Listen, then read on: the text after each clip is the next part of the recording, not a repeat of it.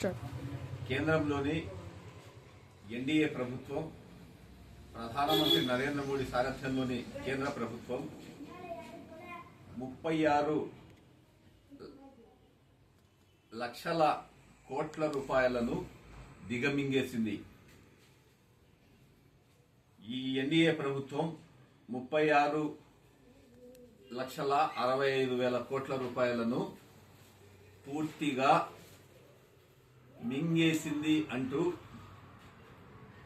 CAG comptroller and auditor general కేంద్రం రాష్ట్రాల నిధులను ఆడిట్ చేసే ఒక కేంద్ర అధ్యయన సంస్థ comptroller and auditor general CAG అనే రాజ్యాంగ సంస్థ ఈ నివేదికను బహిర్గతం చేసింది. గత ఆర్థిక సంవత్సరం 2024-2025 సంవత్సరంలో అప్పటి ప్రభుత్వం అంటే ప్రధాని నరేంద్ర మోడీ సారథ్యంలోని ప్రభుత్వం 48,21,000 కోట్లతో బడ్జెట్ ను లోక్సభలో ప్రవేశపెట్టి ఆమోదించారు. ఈ 48,21,000 కోట్ల రూపాయలలో వ్యయంగా చూపారు. అయితే ఈ 2026 సంవత్సరంలో ఈ కాగ్ తనిఖీ చేసింది. కేంద్ర ప్రభుత్వం ఎన్డీఏ ప్రభుత్వం ఎంత ఖర్చు చేసింది, ఖర్చులు సరిగా ఉన్నాయా, పద్దులు సరిపోలుతాయా అనేసి తనిఖీ చేయగా ఈ కాగ్ తనిఖీలో నరేంద్ర మోడీ మంత్రి అలాగే ఆయన ప్రభుత్వంలోని మంత్రులు అందరూ కలిసి సంయుక్తంగా 36,65,000 కోట్ల రూపాయలను తినేశారు అనేసి స్పష్టంగా బహిర్గతం చేసింది. దీనికి ఆధారంగా గత ఆర్థిక సంవత్సరం 48,21,000 కోట్లు వ్యయంగా చూపగా ఇందులో 36,65,000 కోట్ల రూపాయలకు ఎలాంటి లెక్కలు చూపలేదు, ఎలాంటి రికార్డులు లేవు.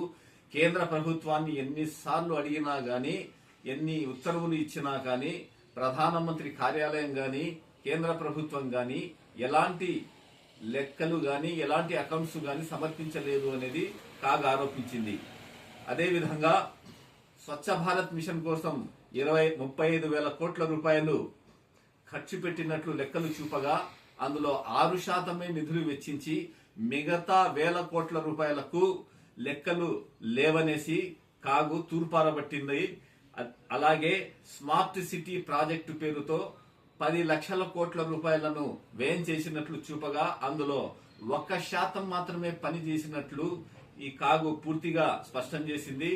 అలాగే పిఎం ఆవాస్ పని యోజన అనే పథకం కింద 9,000 కోట్ల రూపాయలను వ్యయం చేసినట్లు చూపగా అందులో 21% పనులే జరిగి అందుకు సంబంధించిన అకౌంట్స్ మాత్రమే కేంద్ర ప్రభుత్వం నివేదించినట్లు కాగ్ స్పష్టం చేసింది.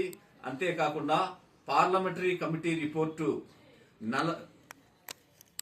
నిర్మాణం మధ్యలో 40% మరుగుదొడ్లు మాత్రమే పెట్టారనేసి చూపారు.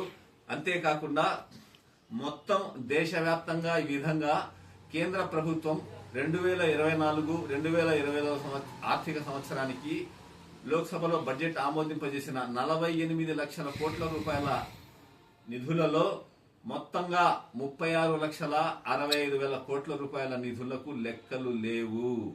ఈ డబ్బులు ఏమయ్యాయి, ఈ నిధులు ఏమయ్యాయి అనేది కేంద్రం వివరాలు ఇవ్వలేదు, అకౌంట్లు చూపలేదు, ఏమీ చూపలేదు. అంతేకాకుండా ఆయుష్మాన్ భారత్ అనే స్కీమ్ కింద మొత్తం నిధులను దిగమింగారు, కానీ ఎలాంటి లెక్కలు కూడా కాకు సమర్పించలేదని కాగు తూర్పారబట్టింది. అదేవిధంగా జీడిపి కంటే ఎక్కువగా ఖర్చులు పెట్టినట్టు, జాతీయ తలసరి సగటు ఆదాయం కింద ఎక్కువ ఖర్చు పెట్టినట్టు కూడా కాగు స్పష్టం చేసింది. ఈ విధంగా కేంద్రంలోని ఎన్డీఏ ప్రభుత్వం ప్రధాని నరేంద్ర మోడీ కలిసి 36,65,000 కోట్ల అవినీతికి పాల్పడ్డారు. కాంగ్రెస్ పార్టీ దీన్ని పూర్తిగా ఖండిస్తోంది. ఈ కేంద్ర ప్రభుత్వానికి ఎంత మాత్రం పరిపాలన చేసే అధికారం లేదు, హక్కు కూడా లేదు. ఈ విధంగా ప్రజానిధులను తీవ్రంగా దుర్వినియోగం చేస్తున్నారు, ప్రజల సొమ్మును దోచుకుంటున్నారు, దేశాన్ని ఇప్పటికే నిర్వీర్యం చేశారు. అమెరికన్ డాలర్తో పోలిస్తే మన దేశ కరెన్సీ 91% చేరింది. అంటే ఒక అమెరికన్ డాలర్ కొనాలంటే మనం 91 రూపాయలు వెచ్చించాల్సి ఉంది. రిజర్వ్ బ్యాంక్ ఆఫ్ ఇండియా కూడా ఈ మన రూపాయి పతనాన్ని, రూపాయి క్షీణతను అరికట్టేందుకు తీవ్ర ప్రయత్నాలు చేస్తూ సుమారు 3,000 టన్నుల బంగారాన్ని కూడా ఇప్పటికే విక్రయించింది.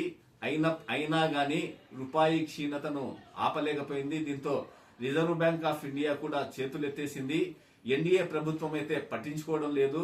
కేవలం ప్రధాని నరేంద్ర మోడీ ఢమరుకం మోగించడం, వేషాలు వేయడం, పోజులు కొట్టడం, సమస్యలు వచ్చినప్పుడు ప్రభుత్వం వైఫల్యం మీద ప్రజలు గాని, కాంగ్రెస్ పార్టీ గాని, లోక్సభ ప్రతిపక్ష నేత రాహుల్ గాంధీ గారు గాని, యూపీఏ చైర్పర్సన్ సోనియా గాంధీ గారు గాని, రాష్ట్రంలో శ్రీమతి వైఎస్ షర్మిలారెడ్డి గారు ఏపీసీసీ అధ్యక్షుడు గాని ప్రశ్నించినప్పుడు వారి మీద అక్రమ కేసులు పెట్టడం, లేదా బీజేపీ ఆర్ఎస్ఎస్ కలిసి లేనిపోని అర్థరహిత విమర్శలు చేయడం తప్ప దేశాన్ని భ్రష్టు పట్టించినారు. ఇప్పుడు భారతీయ జనతా పార్టీ అంటే భ్రష్టు జనతా పార్టీగా మారింది. అంతేకాకుండా ఉత్తరప్రదేశ్, గుజరాత్, మధ్యప్రదేశ్లలో బాలికలు, మహిళలపై అత్యాచారాలు చేస్తున్నారు. నేరగాళ్ల అకృత్యాలు ఎక్కువైపోయాయి. మధ్యప్రదేశ్ రాష్ట్రంలో సుమారు 20 మంది చిన్న పిల్లలు, పెద్దవాళ్లు కలుషిత నీరు తాగి చనిపోయారు. దీనికి అతిగతి లేదు. దేశాన్ని సర్వనాశనం చేస్తున్నారు, దేశాన్ని విధ్వంసం చేస్తున్నారు. ఇప్పటికే రాహుల్ గాంధీ గతంలో కూడా ప్రకటించారు, Indian economy is a dead economy అనేసి. భారత ఆర్థిక వ్యవస్థ పూర్తిగా బిక్కచచ్చిపోయింది అనేసి చెప్పారు. దీన్ని ధృవీకరిస్తూ మన దేశ ప్రధాని నరేంద్ర మోడీ స్నేహితుడు, అభిమాన నాయకుడు, అమెరికా ప్రెసిడెంట్ డొనాల్డ్ ట్రంప్ కూడా ప్రకటించాడు, Indian economy is a dead economy అని. మరోవైపు దేశ సంపదను లూటీ చేస్తూ దీన్ని ప్రశ్నించినప్పుడు మేధావులు, రాజకీయ పార్టీలు, నాయకులపై సిబిఐ, ఈడీ, ఇన్కమ్ ట్యాక్స్ వంటి సంస్థలతో అక్రమ కేసులు బనాయిస్తున్నారు. ఇప్పటికే ప్రభుత్వం కాదు, దేశం దివాలా తీసింది. ఈ దేశం దివాలా తీయడం వల్ల సగటు మానవునికి ఉపాధి కోల్పోయారు. ఈ కింది స్థాయిలో, అట్టడుగు స్థాయిలో గ్రామీణ ప్రాంతాల్లో కూలీలకు ఉపాధి కల్పిస్తున్న ఈ మహాత్మా గాంధీ ఉపాధి హామీ గ్రామీణ పథకం కూడా పూర్తిగా తీసివేశారు. దీని స్థానంలో కొత్తగా చట్టం తీసుకురావడం వల్ల ఇప్పుడు ఉపాధి కూడా గ్రామీణ ప్రాంతాల్లో కూలీలకు గాని, సామాన్య మానవుడికి గాని కరువైంది. ఈ రకంగా 4 వైపుల నుంచి భారతదేశాన్ని పూర్తిగా ధ్వంసం చేస్తున్నాడు ప్రధాని నరేంద్ర మోడీ.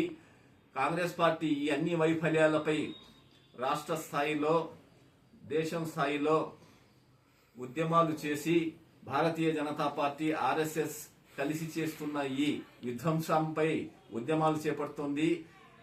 కేంద్రంలో ఎన్డీఏ ప్రభుత్వానికి మద్దతిస్తున్న తెలుగుదేశం పార్టీ అధ్యక్షుడు, ముఖ్యమంత్రి చంద్రబాబు నాయుడు, పరోక్షంగా మద్దతునిస్తున్న వైసీపీ అధినేత జగన్మోహన్ రెడ్డి, రాష్ట్ర ఉప ముఖ్యమంత్రి, జనసేన పార్టీ అధ్యక్షుడు పవన్ కళ్యాణ్ పూర్తిగా బాధ్యులవుతారు.